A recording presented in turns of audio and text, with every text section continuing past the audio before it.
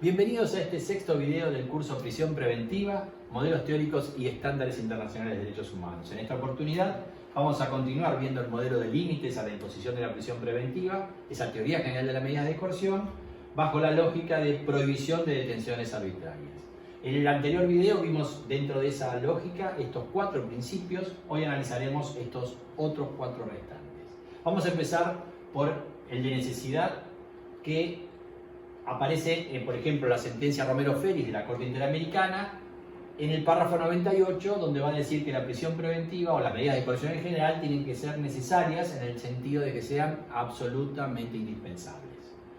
La Comisión Interamericana, por su parte, en el informe sobre el uso de la prisión preventiva en las Américas, a través de la recomendación C14, señala que cuando no haya necesidad de mantener esta medida, la misma deberá ser levantada inmediatamente.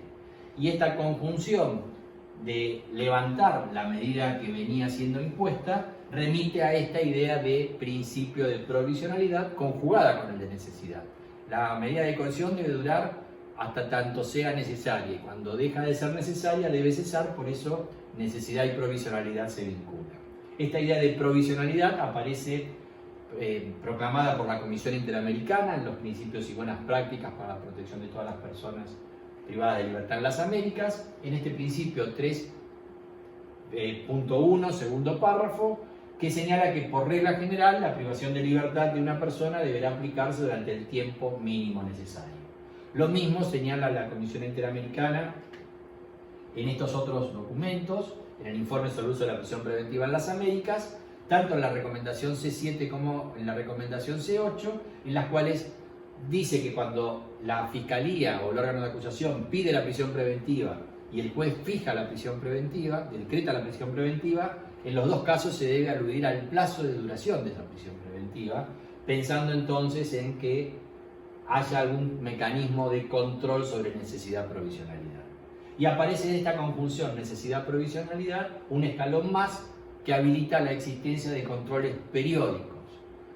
El Comité de Derechos Humanos, en la Observación General 35, en el párrafo 38, dice que una vez que se dictó la prisión preventiva, es necesaria que esa decisión se revise periódicamente para establecer si sigue siendo razonable y si sigue siendo necesaria a la luz de posibles alternativas. Lo mismo enunciaba otro documento de Naciones Unidas, un documento de Soslov, el conjunto de principios para la protección de todas las personas sometidas a cualquier forma de detención o prisión, en el artículo 39. Esta exigencia de control periódico también aparece reclamada en el ámbito del sistema interamericano.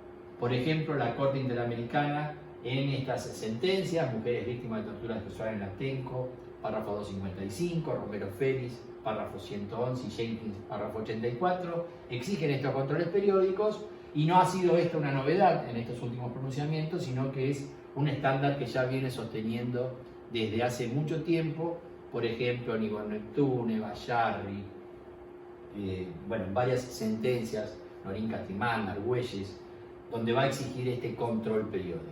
Y ese control periódico también en el ámbito de Comisión Interamericana se exige, aparece reclamado en el informe sobre el uso de la prisión preventiva en las Américas, que es el de 2013, en la recomendación C14, y en el informe de las medidas dirigidas a reducir el uso de la prisión preventiva en las Américas, el documento del 2017, como recomendación I2.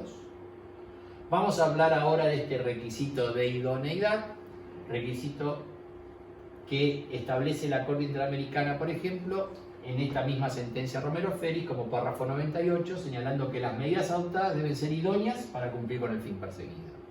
Por otra parte, esto lo podemos analizar en medidas concretas. Por ejemplo, el artículo 310 del Código Levene va a prever la posibilidad de que con el procesamiento se decrete una inhabilitación preventiva. Por ejemplo, para el caso de un médico o una partera que son procesados por un delito culposo por mala praxis profesional.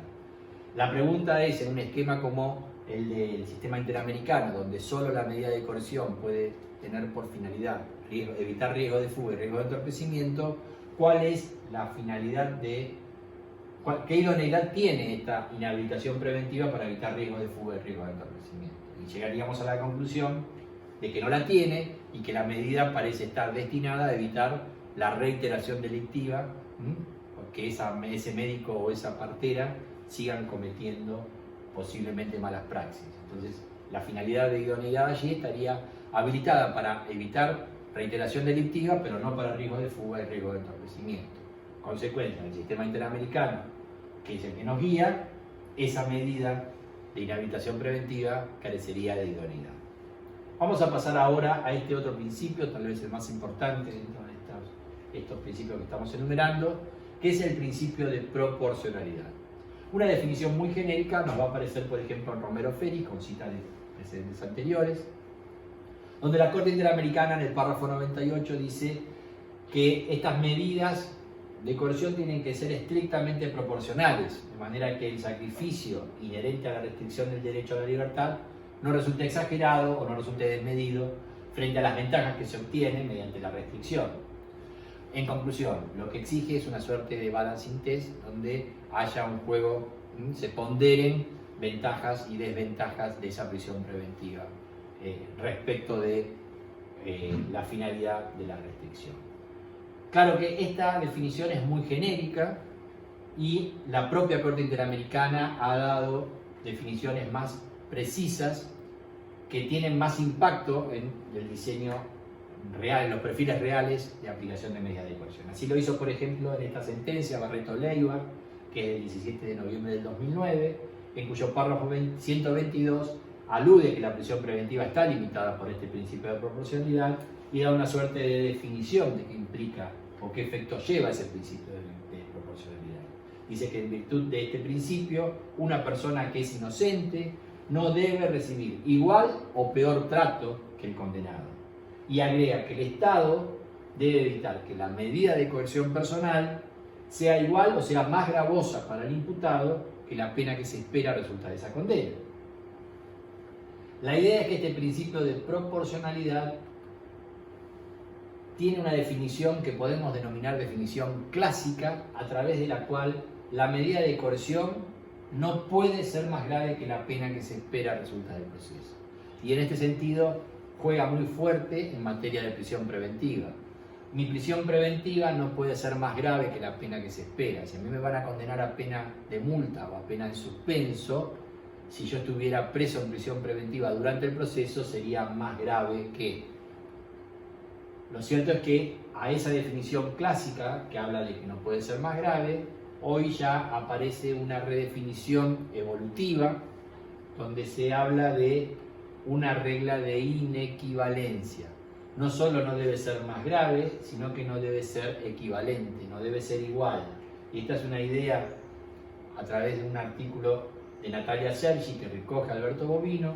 Alberto Bovino, como procesalista, tiene mucha llegada e injerencia en pronunciamientos del sistema interamericano y, por ejemplo, ha recogido esta lógica de inequivalencia que estaba insinuada ya en Barreto-Leiva.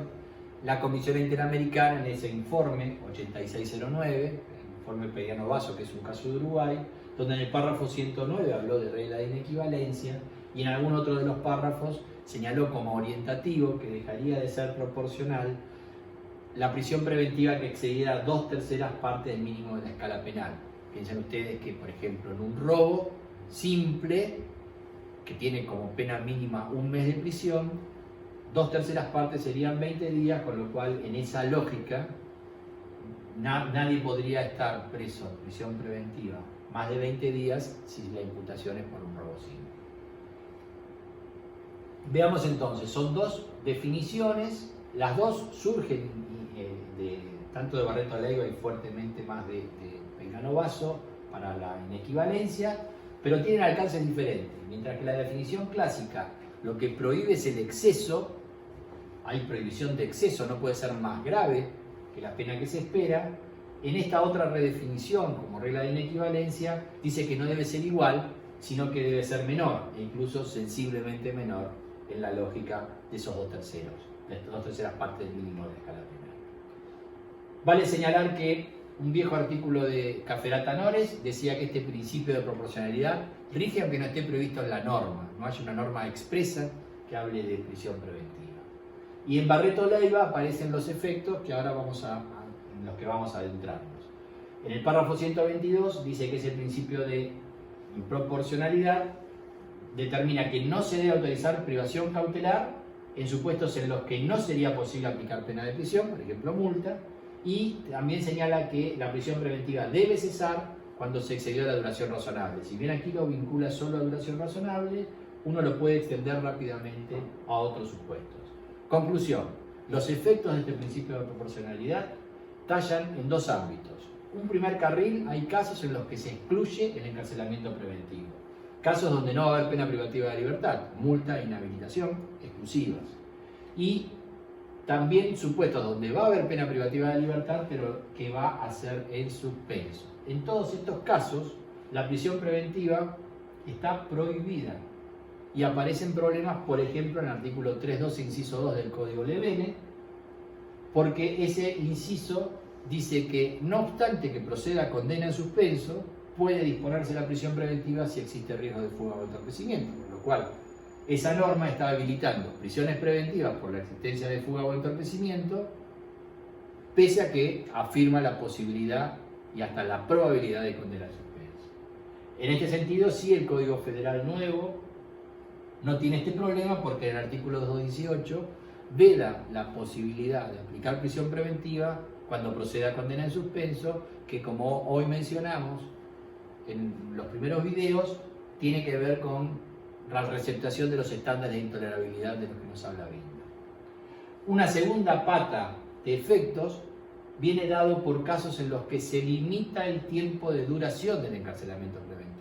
Hasta un momento determinado ese encarcelamiento preventivo no estaba prohibido, pero a partir de determinado momento pasa a estarlo. ¿Por qué? Porque si continuara esa prisión preventiva, resulta que pasaría a ser más grave que la pena que se espera. Y ahí son todos los supuestos de descarcelación o de cese de prisión preventiva que están en las normas de los códigos posteriores a los supuestos iniciales, por ejemplo en el 317, inciso 2 a 5, y en el Código Federal en el artículo 224, con sus lógicas. El procesal penal federal hoy habla de cesación de prisión preventiva y el Código Lebene habla de descarcelación. Y son los supuestos donde ya cumplió el máximo de la pena, cumplió la pena pedida por el fiscal, está en término para libertad condicional, en término para libertad asistida, en fin, todos supuestos que de estar condenado y por sentencia firme ya habría obtenido la libertad. Si mi prisión preventiva continuara en esos supuestos, estaría violando proporcionalidad. No fue ilegítima de entrada, no estaba excluida, pero tiene que cesar a partir de determinado momento. Aquí aparecen los dos efectos, uno donde la prisión preventiva está prohibida y otro donde la prisión preventiva está limitada en su duración en el tiempo.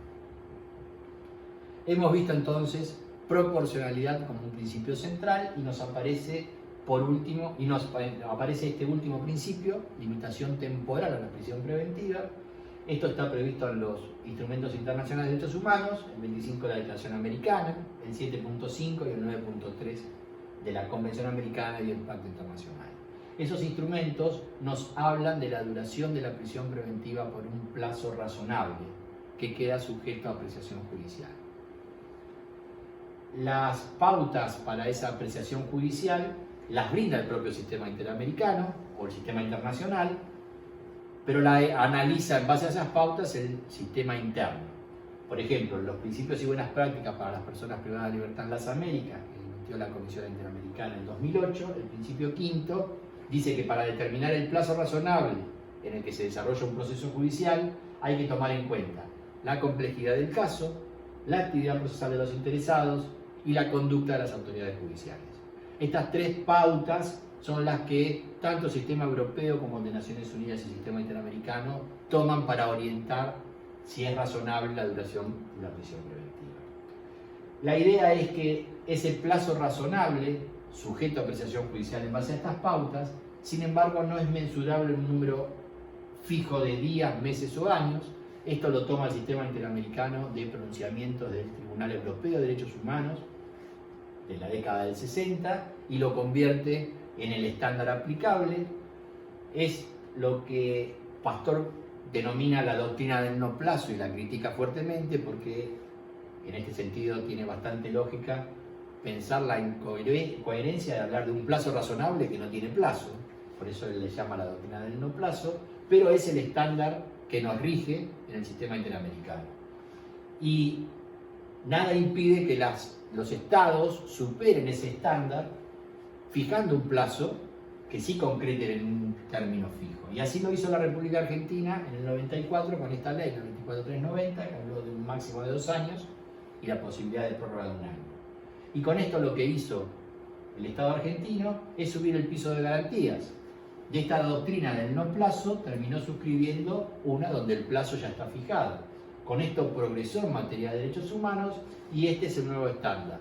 Y dentro de la lógica del Sistema Internacional de Derechos Humanos, cuando un Estado decide subir el estándar, ese es el nuevo estándar, aun cuando sea superador del que establecían los sistemas internacionales.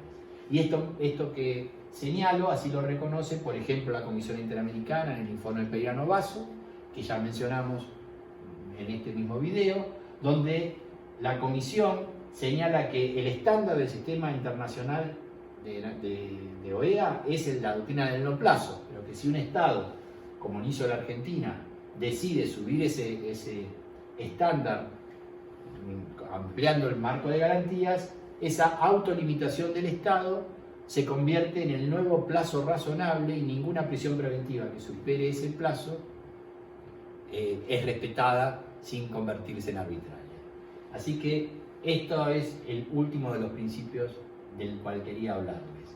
En definitiva, en el video anterior vimos estos 4 y en este video vimos estos otros 4 requisitos como derivación del principio de prohibición de detenciones o injerencias arbitrarias.